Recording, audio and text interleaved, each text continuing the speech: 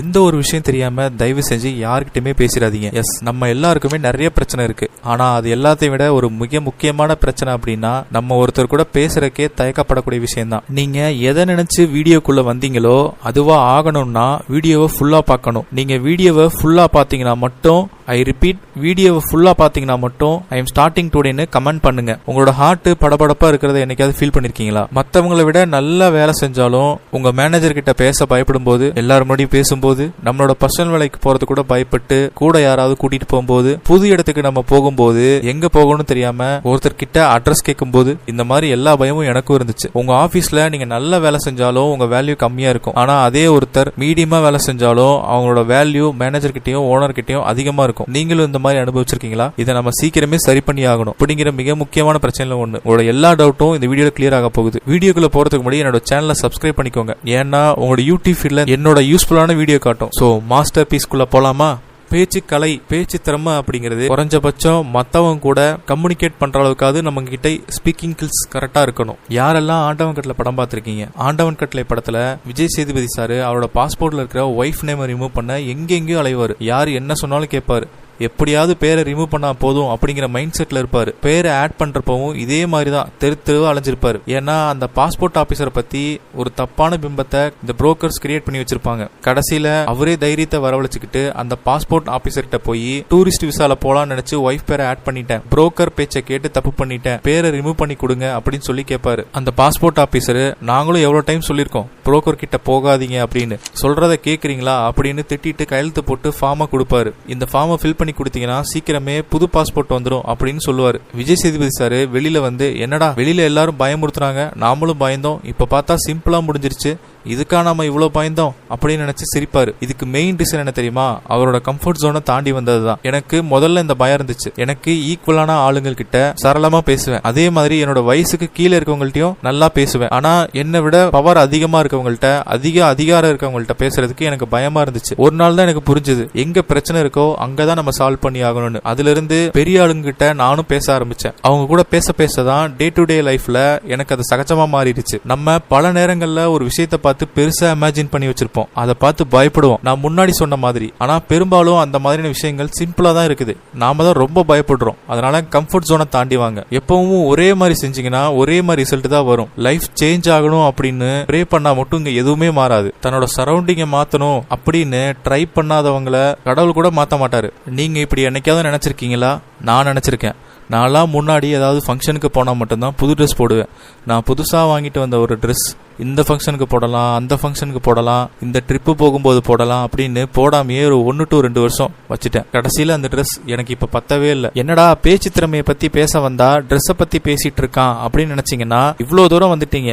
ஒரு நிமிஷம் வெயிட் பண்ணுங்க ப்ளீஸ். பிடிச்ச ட்ரெஸ்ஸை போட முடியலன்னு மன உளைச்சலுக்கு ஆளானதான் மிச்சம். அதனால இப்போவாது அக்கேஷனுக்கு புது ட்ரெஸ்ஸோ இல்லைன்னா வாங்கி வச்ச ட்ரெஸ்ஸோ நல்ல ட்ரெஸ்ஸை போடும்போது நல்ல ஃபீல் வருதே, அதை டெய்லி ஃபீல் பண்ணா எப்படி இருக்கும் அப்படின்னு நினைச்சு நான் இப்போ டெய்லி நல்ல ட்ரெஸ் போடுறேன். நல்ல ட்ரெஸ் மீன்ஸ் புதுசா ட்ரெஸ் வாங்கி போடுறது இல்ல. என்ன பாக்குறவங்க பார்வையிலையும் முன்னாடி இப்பவும் நல்ல டிஃபரெண்ட் தெரியுது. கொஞ்சம் பழைய ட்ரெஸ்ஸா இருந்தாலும் நீட்டா அயர்ன் பண்ணி போடுங்க, நமக்கு நல்ல கான்ஃபிடென்ட்டை கொடுக்கும். முடிஞ்ச வரைக்கும் ப்ராப்பரா ட்ரெஸ் பண்ண கத்துக்கோங்க. நம்ம கிட்ட இருக்கிறத வச்சே நம்மளோட ஸ்டைலிஷ் பர்சனாலிட்டியா காட்டிக்க முடியும். இப்ப நீங்க பாக்குற மாதிரி சட்டை போடுறதுக்கும் இப்படி பாக்குற மாதிரி ஷர்ட் பேண்ட் போடுறதுக்கும் நிறைய டிஃபரெண்ட் இருக்கு. ஒரு சின்ன மாற்றம் கிரியேட் பண்ணக்கூடிய இம்பாக்ட் ரொம்ப பெருசு. இதே மாதிரி முடிஞ்ச அளவுக்கு நம்மளோட அப்பியரன்ஸ்லயும் சேஞ்சஸ் கொண்டு வரணும். நம்ம லுக் ரொம்ப முக்கியம். உங்ககிட்ட இருக்கக்கூடிய கிளாத்ஸை வச்சே உங்க தோற்றத்தை அட்ராக்டிவா மாத்திக்க முடியும். இந்த ஹேரையும் ஸ்டைலிஷா இல்லாம பாக்குறதுக்கு டீசெண்டா கட் பண்ணிக்கோங்க. இந்த மாதிரி சின்ன சின்ன விஷயங்கள் கூட மத்தவங்களை ஈஸியா அட்ராக்ட் பண்ணும். இந்த 2 விஷயம் சேர்ந்தாதான் உங்களுக்கு இந்த பவர் வரும். Yes, confident. பேசுறதுக்கு முதல்ல கான்ஃபிடென்ட் வேணும். கான்ஃபிடென்ட்டுக்கு முதல்ல கம்ஃபர்ட் ஜோனை தாண்டி வரணும். நல்ல க்ரூமிங் சென்ஸ் வேணும். இது எல்லாம் இருந்தாதான் நல்ல கான்ஃபிடென்ட் வரும். கான்ஃபிடென்ட்டுக்கு மற்ற சில ஃபேக்டர்ஸும் இருக்கு, அதை நான் ஃபியூச்சர் வீடியோஸ்ல சொல்றேன். நம்ம ஒரு கான்ஃபிடென்ட் பர்சனா இருந்தா நம்மளை பார்க்கக்கூடிய எல்லாருக்குமே ஒரு பாசிட்டிவ் எனர்ஜி உண்டாகும். நம்மளை பார்த்து 4 பேர் நம்மள மாதிரியே மாறணும்னு நினைப்பாங்க. அதுதான் நமக்கு கிடைக்கக்கூடிய மிகப்பெரிய காம்ப்ளிமெண்ட். எதுக்கும் பயப்படாதீங்க, எதையுமே ஓவர் திங்க் பண்ணாதீங்க. இதுல 5th பாயிண்ட் தான் எனக்கு ரொம்பவும் பிடிச்ச பாயிண்ட். அதுக்கு நீங்க முதல்ல இருக்கிற 4 பாயிண்ட்டை பார்க்கணும். ஒர்க் ப்ரெஷர்ல உங்களுக்கு பல யோசனை வரும், அதை சரியா சொல்ல தெரியலனா ஒரு யூஸும் இல்லை. ஆனா அதுக்கு ஆப்போசிட்டா உங்க கூட வேலை செய்யற ஒருத்தர் தைரியமா சொல்லுவாரு, சீக்கிரமா முன்னேறிக்கிட்டு போயிட்டே இருப்பாரு. நீங்க என்ன நினைப்பீங்கன்னா அவருக்கு லக்கு இருக்கு, சீக்கிரமா முன்னேறிக்கிட்டே போறாரு அப்படின்னு. இல்ல, அவர் ஒரு ஸ்கில்ல டெவலப் பண்ணிக்கிட்டாரு. நீங்களும் அதை டெவலப் பண்ணலாம். அவர் என்ன பண்றாரு தெரியுமா? அவர் செய்யற வேலையை தெள்ள தெளிவா சுருக்கமா கம்யூனிகேட் பண்றாரு அடிக்கடி. முதல்ல கம்யூனிகேஷனை பத்தி இங்க நிறைய பேர் தப்பான எண்ணத்தோட இருக்காங்க. ஃபர்ஸ்ட் அந்த மாய தோற்றத்தை நம்ம உடைக்கணும். நல்ல கம்யூனிகேஷனுங்கிறது நல்ல இங்கிலீஷ் பேச தெரிஞ்சா மட்டும்தான் வரும் அப்படின்னு பல பேர் நினைக்கிறீங்க. அது ரொம்ப தப்பு. இங்கிலீஷ்ங்கிறது ஒரு லாங்குவேஜ், கம்யூனிகேஷன்ங்கிறது ஒரு ஸ்கில். ரெண்டுமே ரொம்ப டிஃபரெண்ட். இங்கிலீஷ் பேச தெரிஞ்சாலுமே கம்யூனிகேஷன் ரொம்ப மோசமா இருக்கலாம். பல பேர் இங்க செய்யற தப்பு என்னன்னா, டிக்ஷனரியில இருந்து ரொம்ப கஷ்டமான வேர்டை சூஸ் பண்ணி அதை எங்கேயாவது யூஸ் பண்ணணும் அப்படின்னு நினைச்சு ட்ரை பண்ணுவாங்க. இதனால ஈஸியா மத்தவங்களை அட்ராக்ட் பண்ணலாம் அப்படின்னு நினைப்பாங்க. ஆனா உண்மை அது கிடையாது. ஃபர்ஸ்ட் உங்க தாய்மொழியிலேயே கம்யூனிகேஷன் ஸ்கில்ல டெவலப் பண்ணிக்கோங்க. பாக்குற பார்வை, பாடி லாங்குவேஜ், வாய்ஸ் டோனு, முன்னெச்சரிக்கையா பேசுறது, இது எல்லாத்தையுமே இங்கிலீஷ் இல்லாமலே நீங்க கத்துக்கலாம். அதுக்கு மேல நீங்க இங்கிலீஷை டெவலப் பண்ண விரும்புனீங்கன்னா நோட்டு புக்ல கஷ்டமான வேர்டை எழுதி அதை டெய்லி படிச்சு பிராக்டிஸ் பண்ணிக்கோங்க. யூடியூப்ல நல்ல இங்கிலீஷ் பேசுறவங்களா பாருங்க. பாட்காஸ்ட் நிறைய கேளுங்க. நம்மளோட மூளை பல வழியில இருந்து இன்ஃபர்மேஷனை வாங்கிக்குது. அதனால எல்லாத்தையுமே யூஸ் பண்ணிக்கோங்க. நல்ல ரோல் மாடல்ஸ் தேர்ந்தெடுங்க. நீங்க யார்ட்ட இருந்து கத்துக்க விரும்புறீங்க? நியூஸ் வாசிக்கிறவங்களா, ரிப்போர்ட்டர்ஸா, நல்ல அரசியல்வாதிகளா, இல்ல கிரௌட அட்ராக்ட் பண்ண தெரிஞ்சவங்களா? இவங்க எந்த மாதிரியான தாக்கத்தை உங்களுக்குள்ள ஏற்படுத்துறாங்கிறத கவனிங்க. ஃபர்ஸ்ட் டைம் ஒரு பெரிய கூட்டத்துல கையை வசதி கேள்வி கேட்கறதுங்கிறது ரொம்ப கஷ்டமான விஷயம். பயமா கூட இருக்கும். இதை நானும் அனுபவிச்சிருக்கேன்.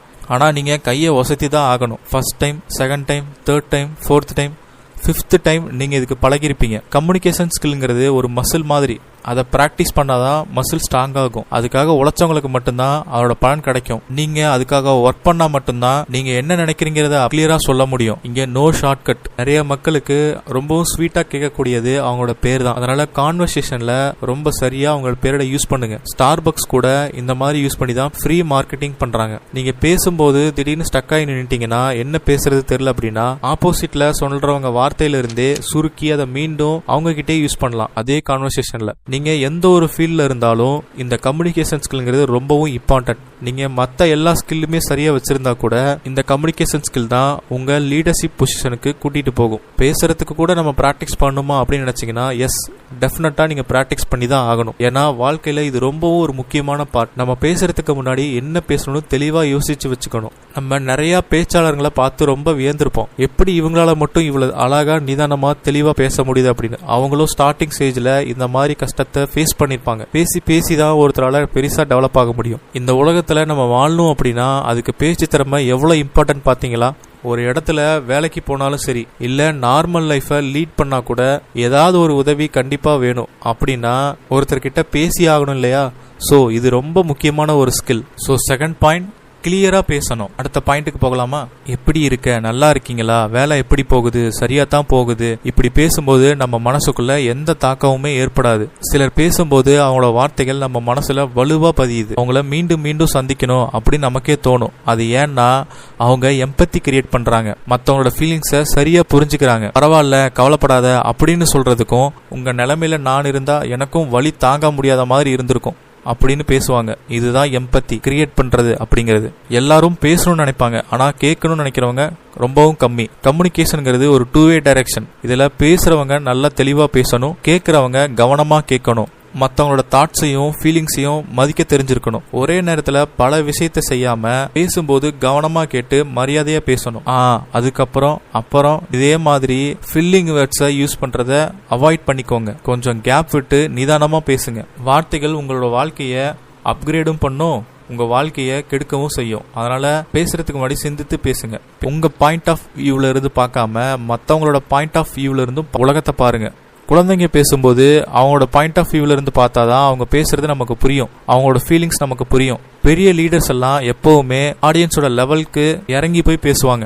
நம்மளோட வாய்ஸ் டோனை எப்படி மெயின்டைன் பண்றோம் அப்படிங்கிறது ரொம்ப முக்கியம். நம்ம பேசும்போது பேசுறது ஆப்போசிட்ல இருக்கவங்களுக்கு தெளிவா புரியணும். அதுக்கு தகுந்த மாதிரி ரொம்ப நிதானமா நம்ம வார்த்தைகள்ல தெளிவோட பேசணும். அதை எல்லாத்தையும் தாண்டி எங்க எப்படி பேசணும் அப்படிங்கறத கத்துக்கணும். நம்மளோட ஒரு வார்த்தை யாரையுமே ஹர்ட் பண்ணிடக்கூடாது. நல்லா பேசுறவங்களுக்கு நல்ல வேலை வாய்ப்பு அமையும், நிறைய பணம் சம்பாதிப்பாங்க, அவங்களுக்கு ரிச் லைஃப் ஸ்டைல் அமையும். அதனால தேர்ட் பாயிண்ட் ரொம்ப முக்கியமானது, லெவல் டவுன். ஆப்போசிட்ல எந்த கேட்டகரியில இருக்காங்கன்னு சொல்லி பார்த்து அவங்களுக்கு ஏத்த மாதிரி நீங்க பேசணும். சில மூவிஸ்ல ஹீரோ ஒரு வார்த்தை கூட சொல்லாமையே அவரோட பாடி லாங்குவேஜ் மூலியமா முழு பிரசன்ஸையும் காட்டிடுவாரு. பேசும்போது வேர்ட்ஸ்ங்கிறது ஒரு 7% மட்டும்தான். பேலன்ஸ் எல்லாமே உங்களோட பாடி லாங்குவேஜ், குரல் சாயல், இது எல்லாத்த பொறுத்தும் தான் இருக்கு. சைக்காலஜி படி ஃபர்ஸ்ட் 7 செகண்ட்குள்ளாவே நம்ம யாருங்கிறத ஆப்போசிட்ல இருக்கவங்க கணிச்சிருவாங்க. நம்ம யாருங்கிறத பத்திய ஒரு ஐடியாவை ஆப்போசிட்ல இருக்கிறவங்க கிரியேட் பண்ணிக்குவாங்க. அதாவது நீங்க எப்படி நிக்கிறீங்க, எப்படி நடக்கிறீங்க, உங்களோட பாடி லாங்குவேஜ் என்ன, இது எல்லாத்தையும் பத்தி தான் அதிகமா சொல்லும். பேசும்போது 50% நேரம் அவங்கள கண்களை பாருங்க. கேட்கும்போது 70% நேரம் பாருங்க. நிமிர்ந்து உட்காருங்க, நம்பிக்கையோட பேசுங்க. கைகளை சரியா யூஸ் பண்ணுங்க. ஹேண்ட் ஷேக் கொடுக்கும்போது ரொம்ப லூசா இல்லாம கிரிப்பா கொடுங்க. முதல்ல போஸ்டர் எப்பவுமே போல்டா இருக்க கத்துக்கணும்னு எல்லாரும் சொல்லுவாங்க. அதுதான் நம்மள பார்த்த உடனே ஒருத்தருக்கு நம்ம யாருன்னு முடிவு பண்றதுக்கான முதன்மையான காரணமா இருக்கு. நோஞ்சா மாதிரி இருந்தா யார் நம்மள மதிப்பாங்க? நெஞ்ச நிமித்தி நேரா இப்படி நடக்கும்போது தான் நம்ம எதிரில் இருக்கக்கூடிய எல்லாத்துக்குமே நம்மள ஒரு ஹீரோ மாதிரி தெரியப்படுத்தும். அதுதான் நம்மளோட கான்பிடன்ட் லெவலை அதிகப்படுத்துது. சொங்கி மாதிரி சோம்பேறி மாதிரி நிற்கும் போது நம்மள யாருக்குமே பிடிக்காது. நடக்கும்போது சரி, உட்காரும் போது சரி, மற்றவங்க கூட கம்யூனிகேட் பண்ணும்போது சரி, நம்மளோட போஸ்டர் ரொம்ப சரியா இருக்கணும். கையை காலை ஆட்டிட்டு டைம் பாஸுக்கு மொபைல் நோண்டிக்கிட்டு இந்த மாதிரியான செயலை நீங்க பேசும்போது அவாய்ட் பண்ணிக்கணும். இதை பண்ணாலே ஒருத்தருக்கு நம்மளை பார்த்த உடனே பிடிச்சிரும். பாடி லாங்குவேஜ் ரொம்ப ரொம்ப முக்கியம். இதுதான் நம்மளோட டோன் நம்ம யாரு அப்படிங்கறத எடுத்துக்காட்டும். நம்மளோட body language, facial expressions and eye contact ரொம்பவும் முக்கியமானது. நம்ம எப்பவும் அவங்களோட மெமரிஸ்ல இருப்போம். அவங்க பார்த்த அட்ராக்டிவ் பர்சனாலிட்டியில நீங்களும் ஒருத்தரா மாறி இருப்பீங்க. தேவையான இடத்துல ஜென்டிலா ஸ்மைல் பண்ணுங்க. ஐ கான்டாக்ட், பாடி லாங்குவேஜ் இது எல்லாமே ஒரு பார்ட் தான். ஆனா அது ஒரு ரொம்ப ரொம்ப முக்கியமான ஒரு பார்ட். நம்மளோட ஒரே ஒரு தவறான பார்வை நம்ம மேல இருக்கக்கூடிய அத்தனை மரியாதையும் அழிச்சிடும். ஸோ இதனால இந்த விஷயத்துல ரொம்ப கவனமா இருங்க. பிசிக்கல் ஃபிட்னஸ், நம்ம பாடியை ஃபிட்டா வச்சுக்கும் போது நம்மளை பார்த்து எல்லாருமே இம்ப்ரெஸ் ஆவாங்க. முடிஞ்ச வரைக்கும் மற்றவங்கள விடுங்க, அது நமக்கே பெரிய கான்ஃபிடன்ஸை கொடுக்கும். நம்மளோட பிசிக்கல் ஃபிட்னஸை கண்ட்ரோல் பண்ணலனா நம்ம ஒரு சாதாரண ஆளா மட்டும்தான் இருப்போம். இதுக்காக ஜிம்முக்கு போயோ டயட் மெயின்டைன் பண்ணி நிறைய செலவு பண்ணோம் அப்படிங்கிறது கிடையாது. உங்களால முடிஞ்ச வரைக்கும் உங்க பாடியை ஃபிட்டா வச்சுக்கோங்க. உங்க ஹைட்டுக்கு தகுந்த மாதிரி உங்க வெயிட் இருக்கணும். நம்மளோட கான்ஃபிடன்ஸ், நம்மளோட ஒர்த் முதல்ல நமக்கு தெரியணும். அதனால 4th பாயிண்ட், பாடி லாங்குவேஜ். உங்களுக்கு இது மாதிரியான எக்ஸ்பீரியன்ஸ் கண்டிப்பாக நடந்திருக்கும். ரீசெண்டாக ஒரு பாட்டு ரிலீஸ் ஆயிருக்கும். யூடியூப்ல பார்க்கும்போது அந்த சாங் உங்களுக்கு பிடிக்காம கூட இருக்கும்.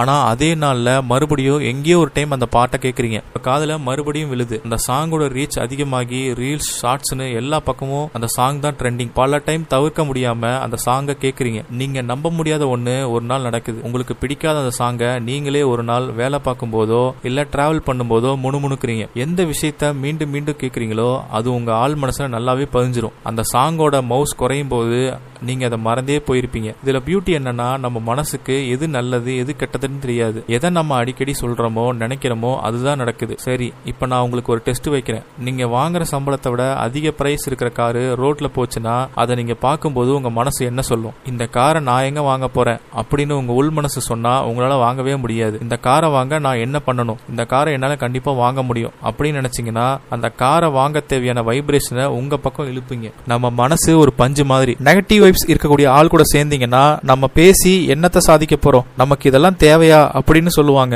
நெகட்டிவ் வைப்ஸ் இருக்கக்கூடிய ஆளுங்க உங்களோட எனர்ஜி எல்லாத்தையுமே உறிஞ்சி இழுப்பாங்க. அதனால நீங்களும் நெகட்டிவா தான் பேசுவீங்க. உங்களுக்கு வாழ்க்கையில முன்னேறுவதற்கான வாய்ப்புகள் ரொம்ப கம்மி. சரி, இப்போ ஃபைனல் பார்ட் 1 by 1 பார்ப்போம். ஃபர்ஸ்ட், உங்களுக்கு கான்ஃபிடென்ட் இருக்கணும். கான்ஃபிடென்ட் வேணும்னா கம்ஃபர்ட் ஜோன்ல இருந்து வெளியே வரணும். உங்களுக்கு நல்ல க்ரூமிங் சென்ஸ் இருக்கணும். செகண்ட், கிளியரா பேசணும். தேர்ட், லெவல் டவுன், ஆப்போசிட்ல இருக்கவங்க யாருன்னு பார்த்து அவங்களுக்கு ஏத்த மாதிரி நீங்க பேசணும். Fourth, body language. ஃபிஃப்த், பாசிட்டிவா இருக்கணும் எப்பவுமே. இந்த 5 பாயிண்ட்டை யார் சரியா யூஸ் பண்றாங்களோ அவங்க அசைக்க முடியாத ஒரு ஆளா மாறுவீங்க. உங்களை பார்க்குற எல்லாருமே உங்களை பார்த்து இன்ஸ்பயர் ஆவாங்க. இந்த 5 பாயிண்ட் தான் நீங்க நல்லா பேசுறதுக்கு ஹெல்ப் பண்ணும், பூஸ்ட் பண்ணி விடும். இந்த வீடியோ உங்களுக்கு பிடிச்சிருந்தா உங்க ஃப்ரெண்ட்ஸுக்கு ஷேர் பண்ணி விடுங்க.